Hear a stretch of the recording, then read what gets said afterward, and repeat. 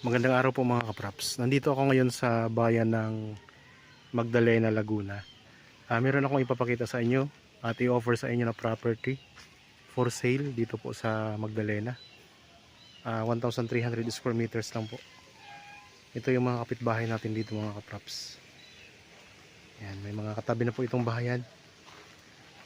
Meron na rin po itong bahay sa loob mga kapraps. Yun nga lang po, hindi pa tapos.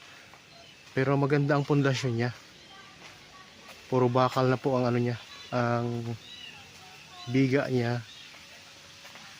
Tapos palibot na po ito ng bakod.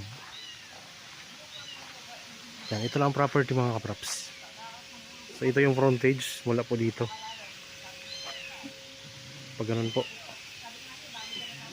Hanggang doon po sa may tao mga kapraps. Ang frontage nito. Yan. Ito yung bahay oh. Tapos may bakod, ito yung bakod. Hindi pa siya talagang kompleto sa konkreto na bakod kasi dito mga kaprap sa area na to ay kawayan pa lang po ang bakod niya. Tapos ito yung boundary niya dito. Yan, may bakod na rin po.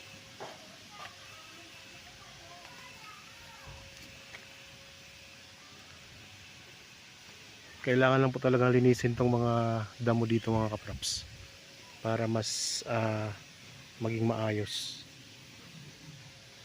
Yan, punta tayo sa loob. So dito tayo dadaan sa kabila. Yan, ito yung kaharap. Pwede nyo lagyan dito ng gate eh. Ito. So ang distansya nito sa National Road ay ano lang, nasa 3 minutes travel time lang. Yan, kung kapitbahay ninyo.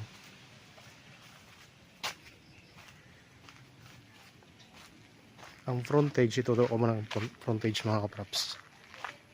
Yan dito may mga tanim din na ano, na mga puno. Yung anong tawag ditong puno na to dito mga kapraps.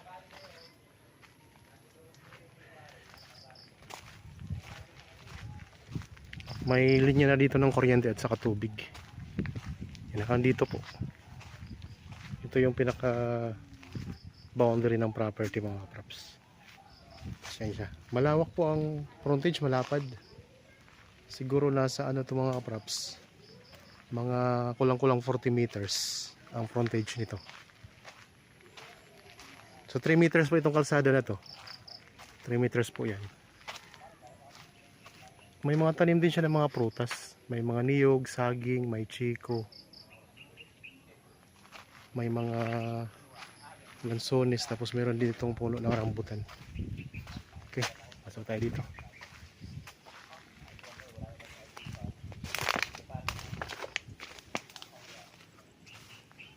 Yan, may mga medyo madamo lang siya ngayon. Pwedeng imawer na lang to. Kaya may mga poste na rin dito. Yan, ito yung bahay mga kaprops. Pwedeng gawing dalawang palapag eh. Ito story. Tulad ng nasabi ko kanina, maganda ang pundasyon niya. So 1,300 square meters ito. Tingnan niyo ang bubong, ayos na ayos pa. Yan. Tapos may mga bakal na rin. May mga biga na rin na bakal mga kapraps yan. Mayroong isang kwarto. Pwede pa rin nyo itong padugtungan dito sa likod. Oh. Dito ang kusina. Yan, may bakod na rin po yan na semento. Mayroon din puno ng mangga no? Ano? Padat. Yan, puno ng mangga. Tapos may sampalok. Mangga sampalok. Lansones. Ito, rambutan.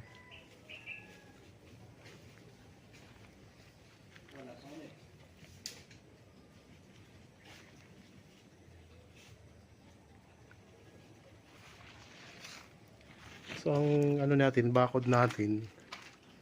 So dito may bakod na kasi sa area na to eh. Doon po mga kaprap sa pinanggalingan natin, yun yung pababakura na lang.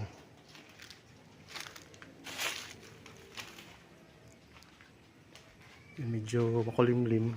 Gusto ko sana magpalipad ng drone para makita nyo po yung ano, yung area itong property. So 1,300 square meters dito sa bayan ng Magdalena, Laguna. Titulado ito mga kaprops. Yun yung gate kanina, pinanggalingan natin.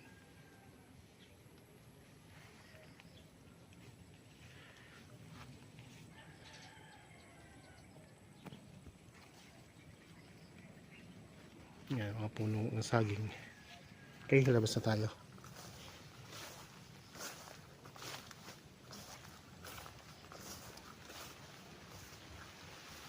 So, maulan-ulan ngayon. Ito yung papunta sa labas. Ito yung papunta sa National Road. 3 minutes lang. Meron tayong dadaan ng rough road mga kaprops, pero hindi ganun kahaba. Konting rough road lang. Pasok na po ang sasakyan. Okay, maraming salamat po sa inyong panonood. God bless po.